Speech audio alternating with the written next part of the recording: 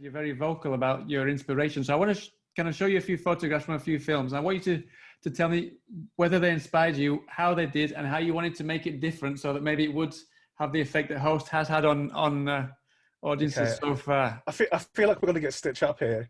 Like, Yeah. Go on.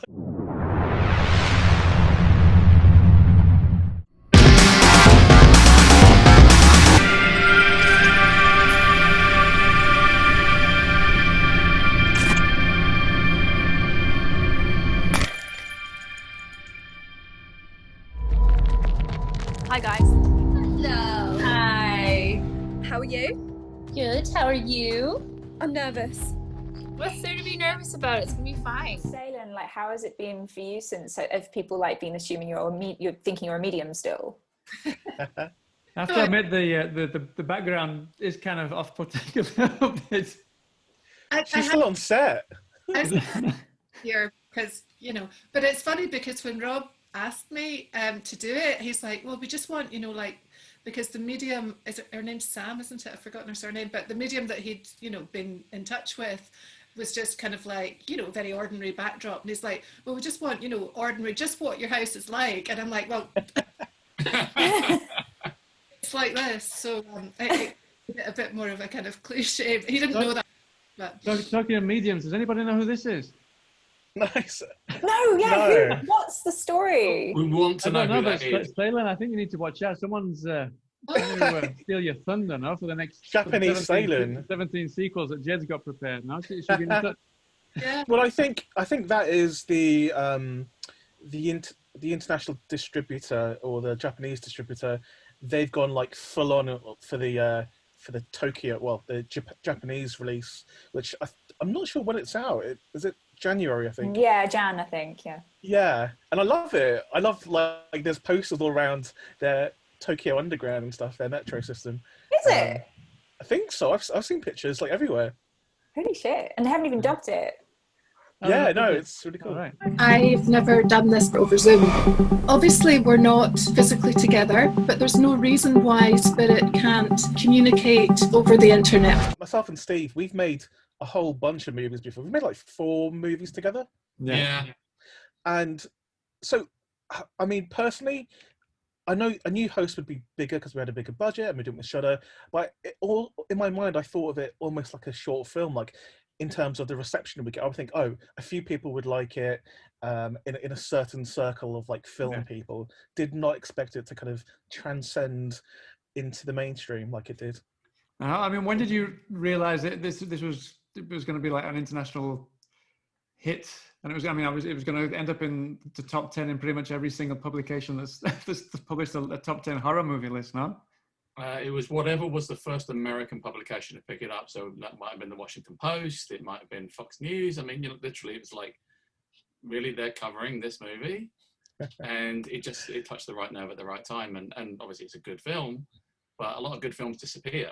This one came out in the right combination of circumstances. I mean, you said that a lot of them disappear. I mean, hopefully, we're going to get back to the new norm sometime soon. I mean, I know there's the 4th tiers going on in the UK at the moment, though. But do you think this is a film that will last as long as like classic 80s movies, even though we go back into the new norm sometime soon? I imagine it will do, but do you feel the same way? You think it'll still apply in 10 years' time, 20 years' time? I can't imagine what a comparable film is like for this kind of like. When has there been such a strange time? Like, is there equivalent of a Blitz film or like a Cold War? I don't know. It's just such I can't imagine a different time in British history, at least, or in a global kind of feeling that is like, so like such a small period of time, and we managed to get a film out. And there's nothing to compare it to. Who knows if anyone's going to watch anything to do with this in like 5 years' time? But like, hopefully, it's something that will like capture a kind of some kind of zeitgeist that becomes part of our kind of ongoing culture. I don't know what other people feel. Sorry, it's fun. People like it because it's fun. That's probably more the point. That's it, yeah. But also, I agree with what you said, but it's a fun movie. It entertains people, so I think I'll like because of that. Also, I think there have been very few kind of event horror films. I guess the Blair Witch Project was a big one that kind of took over the zeitgeist. The Exorcist back in the 70s was one. there've been very few, but I feel like we're one of the few, and I feel like a dick saying it out loud because we made it, but it does feel like we've made this event movie that's just captured the zeitgeist. It's so hard to tell though. I mean, I don't know how you guys all feel about it, because we're all just stuck in our homes. Like, the only kind of feedback we're getting is from like Twitter and like articles. You're like, are people talking about it? You just don't know. You don't have that kind of like water cooler, like casual thing that you would have with any other movie. So it's kind of a blessing and a curse as well. I mean, how have you guys found it? I was in Scotland, SEYLAN. Are you getting swamped in the streets? I literally have two friends. I'm the witch. Sorry. Yeah, but I had that before anyway, because my first ever role was a witch. So, Oh wow. helps that, you know, you've got your face mask and you're, you know, in the winter your hat on, so people can literally see this. But no, I mean, not even my kind of friends have seen it. And actually just, you know, aren't you? Like, I got a message yesterday on Facebook from a good friend saying, you're on the news in Spain, and you know. Yeah, I didn't see that because I live in Spain. I live in the north of Spain. I spotted that yesterday. Yeah. That's so cool. Uh-huh. Well, we've already seen the first host cosplayers. Yeah. Cosplayers. And Jed's been in a pub where people have recognised. Was it Emma you were with? Emma gets to recognize. She's the one that gets recognized all the time. I've seen like people drawing manga photo pictures of her and stuff like that. No, yeah. Yeah, I think she's like the fan favorite. Yeah, she wears that in the street. But when we've been to there's been a lot of screenings, mostly in London, to be fair, where like the cast and the crew have been, and I guess interacting with the audience and then coming up and asking people for autographs is very strange. Yeah. And the girls are loving it. Teddy's loving it. So yeah, it's really nice to see. And it's funny because in my mind, I thought the Sam Raimi film was going to be the thing that would blow us up. Yeah. But I did not think for a second it would be Host, even though like I loved it. But for us, it was just a film we made with like our friends and people we knew. Yeah. It wasn't something to kind of like just blow up like this. But no, I mean, thanks to that, the Sam Raimi film's just going to get a whole load more traction. No, thanks to this one as well, of course. Yeah, I think so. I think they want to kind of push that forward a little bit. But there's a lot of people in the world who still haven't seen Host, and it's been drip fed into Asian countries and Europe and South America. So I can't wait to see what their reaction is. And yeah, I imagine you're especially eager to see what the Oriental countries think of it, because obviously I know that I mean, you're very vocal about your inspiration. There's a lot of directors that prefer not to be compared to other movies, but you're very vocal about it. I know Jed, for example, I know you're a big fan of J-horror, so you must be really eager to see how they take it and how they receive the film. I think it will do really well in Japan and Hong Kong, Taiwan, and South Korea, just because they love horror movies, and I feel like we have the feel of a horror movie that can kind of transcend language, even because the dialogue is very, very natural and it's not forced. So I feel like they'd appreciate that. And just look at that Japanese woman behind you right now. She's loving it. Yeah. She is loving it. I mean, this might be my ignorance speaking, but like, what other film do we know of that has had the same kind of distribution or release path that Host has? You know, it started on this, I mean, no shade on Shudder, like they're amazing, but it is a really cult horror specific part of the internet. And then it's like from that to art house cinema to like global like cinema, but then like UK, America, then, you know, it's been such a strange journey, and I would love to know if anyone else is taking the same path that Host has. Yeah. No, never. No, that's brings me to my next question. I was looking on Twitter you talked about various inspirations. There's loads of Easter eggs in there, for example, as well. Like I said, you're very vocal about your inspiration. So I want to kind of show you a few photographs from a few films. I want you to tell me whether they inspired you, how they did, and how you wanted to make it different so that maybe it would have the effect that Host has had on audiences so far. I feel like we're going to get stitched up here. Like, Yeah. Go on. This is going to be like slowly. I might get stitched up with my technical disabilities here. Hang on a second. So the first one that I thought we could put on was this one. I thought this must be a big one with you. What film? I don't even recognise that. Oh, maybe not. That? No. Is it Taking of Deborah Logan? Oh no, it's not a big. I do like Taking of Deborah Logan, but no, it's not. No, but like weirdly, that it might be an influence on the next film, but you'll have to see. But not for host. No, not at all. Okay, great. Okay, what about this one? This one must have been. Rec. Yeah, Rec's a massive influence, just because it's one of the best fan footage films there is, and in everything from just a female protagonist and found footage and naturalistic kind of element to it. And wasn't that the footage from the prank you guys did as well? Yeah, you're right. Yeah, that's right. Yeah, a lot of people on Twitter said that's just like when the Medeiros character turned up. Yeah, that's right. Yeah. Oh yeah, it's a massive influence. Obviously, I mean, you mentioned there that it's a predominantly female cast. Was there any specific reason for that? Obviously, I mean, you said that Rec was possibly something that influenced that. Was there any other reason that it was mainly females in the film? For me, it's because if you notice everything that me and Rob do, it's female led. It's a female led story, not only because it's a more interesting story that way, but in the history of horror, all the most successful horror films have been female-led movies. There's only been 2 or 3 big horror films that have been led by men, and it's for a number of reasons, which I'm not going to bore you with right now, but it's to do with how the audience empathizes with female characters, and how they empathize with male characters is a totally different vibe. I think what's interesting about Host is how it's not just like the final female victim character, it's like a group. Like, and I mean, there's films that have done it before that I love, like The Descent and stuff like that, but seeing that kind of group of females, like, and obviously Teddy comes in as well. Oh, you're going to say Teddy, so yeah. Yeah, and SEYLAN as well as the kind of, that character who's meant to be, like, you've got quite this maternal, calming thing going on, don't you? And it's just like, like a motherly, but then it's like, oh, can we trust her? It's like, it's quite interesting. And I it's you don't see that as often, I don't think. SEYLAN, I'm interested in how you decided on the way you wanted to go with this character, with this medium. How did you approach it? Was it based on anyone you knew or anything that you've seen before? No, I mean, basically when Rob asked me to do it, and I realised that I was going to have to pretend to the rest of the cast that I actually was a medium. So, because the script was mostly improvised, obviously we had to say certain things, like astral plane was important to put in there, and make certain, point. It meant that I basically had to do, because I've never been to a seance, so I had loads of research.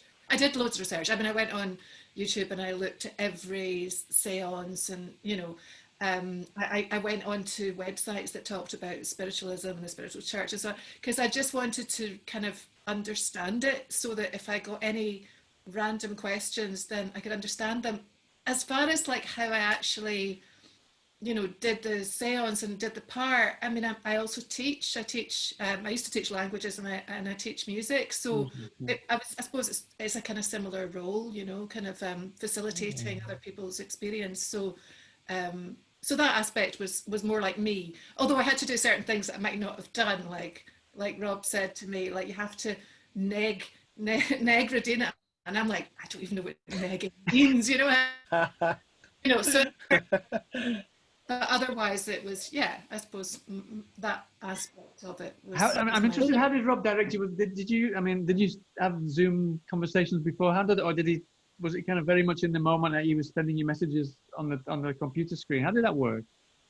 Both. So he sent me, because originally all the guys, Gemma and Jed and the cast all did a real seance with a real medium with this Sam, I've forgotten her surname, but and that was really, it was a bit boring, but Rob sent me that, so I'd already seen that, so I'd seen everybody and I kind of got an idea from that.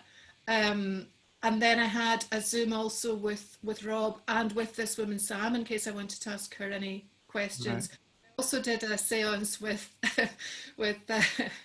Gemma and Jed and Rob and Dougie, the producer, which was, I was absolutely shit myself basically. I had to just like pretend with them, like actually hold a seance with them, which was kind of fun. I had to obviously. Would they take it seriously, or did they kind of act? No, we took it seriously because We've got that recorded as well. I haven't watched it back, but I'm sure I'd it'll love to. DVD. But yeah, I've got I that mean, brilliant recorded. actually. Yeah, it would be. Yeah. And I like to prank them, like, you know, like the prankster. Yeah. A couple of pranks set up, but only one of them I actually I used. remember that. Yeah. You were great, Jed, because I had got these really big wind chimes, so I had, you know, with a bit of string, so I pulled the wind. So Jed's like, "Oh, there's a church outside my house." And, you know, the thing about Zoom is that nobody knows where the sound came from, so you can pretend that, oh, it's not. Did anybody hear that? You know. And then days, what we did was, so we had a Zoom, and all the girls and Teddy when he was there were they were all chatting in between, but because I had to kind of maintain a distance as being the kind of the real medium, I could listen to them. I would join first, but I was muted and video off. Right. I could hear their chat, but they couldn't hear mine. And then between takes, Rob would give all of them direction, but then he'd phone me and I'd hear their direction and say, actually try this and, you know, do it this way this time. So I was kind of always one step removed, kind of like being but all of them except Hayley did believe I was a real medium. I had a quick Zoom with her before, and Rob told her I wasn't, so she was in on it. So talking about tricking people into believing this, this must have been a big influence in you, in the film. Oh, Ghost Watch. Ghost Watch, yeah. Ghost Watch, yeah. Yeah, number one. Go on, Gemma. Oh, I mean, Jed, this is like, you guys introduced me to this. I was, like, I was, sorry to interrupt you, Jim, but no, I was 13 and I actually watched this live on the television. I literally shit myself. I mean, I was with my parents and they had to calm me down, but honestly, I crap my pants, honestly. It was horrible. It's Did they let still you see the effective whole now. thing? I saw the whole thing because you saw these live call-ins and everything. I just believed everything because I was 13. I was very impressionable at that time, and it was just woof. Yeah, it's one of the first things like we spoke. Well, actually, going back years, me and Rob have always said we need to make the new Ghost Watch. We need to make the new Ghost Watch.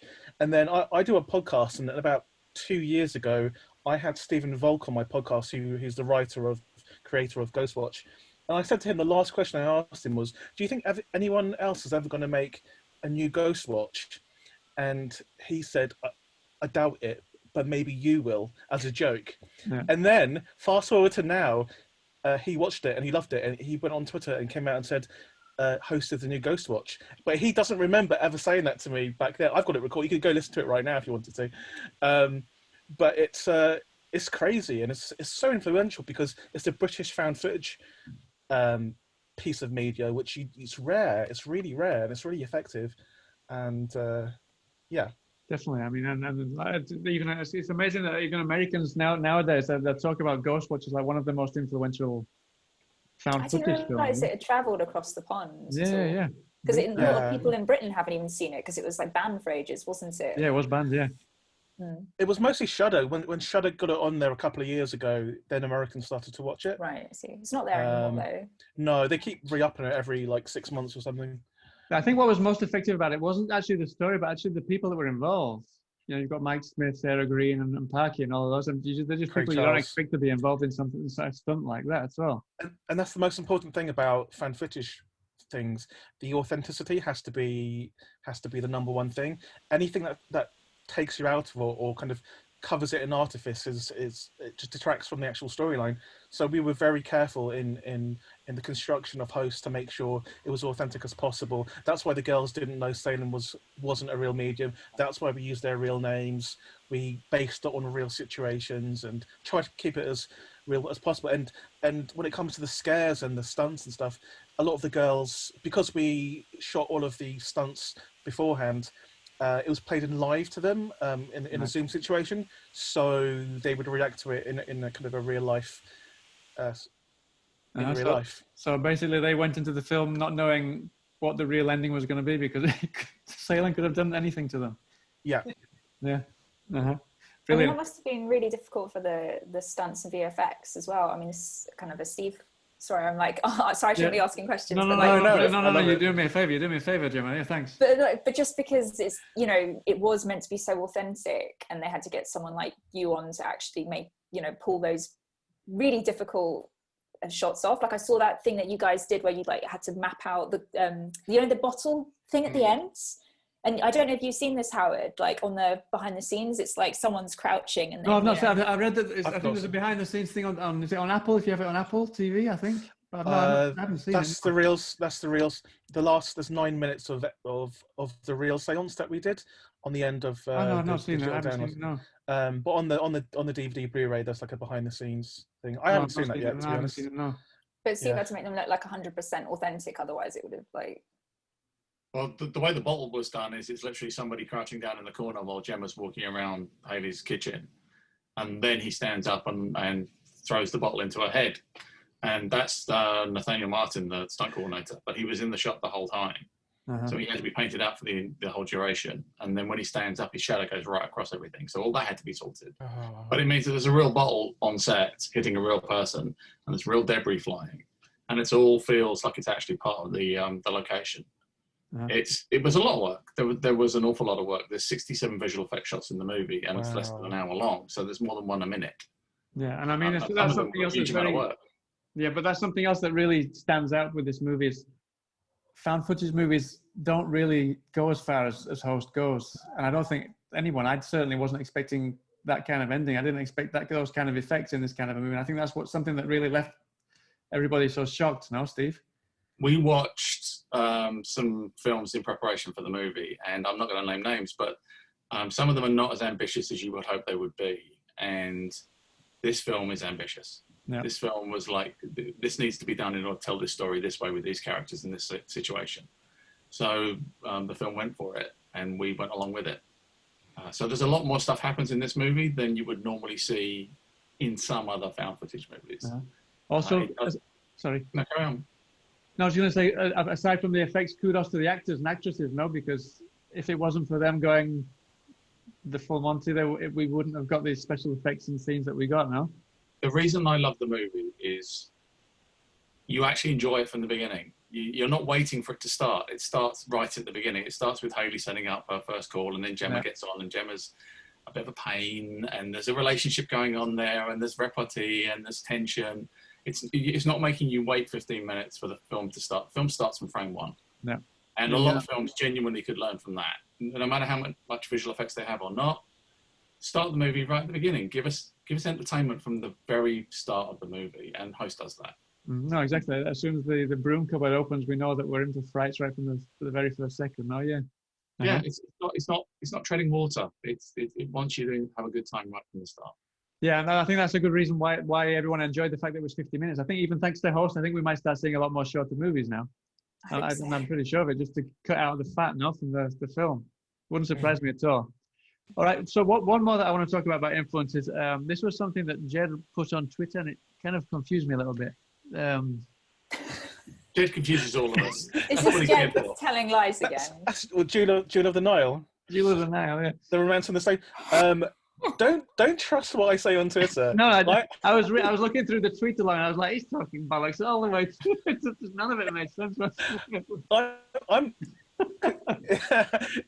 I'm always thinking you should pepper a few blatant lies in with the truth. A few. How far it travels. Not all of them. and see how far it travels. Because I think creating a mythology for Host.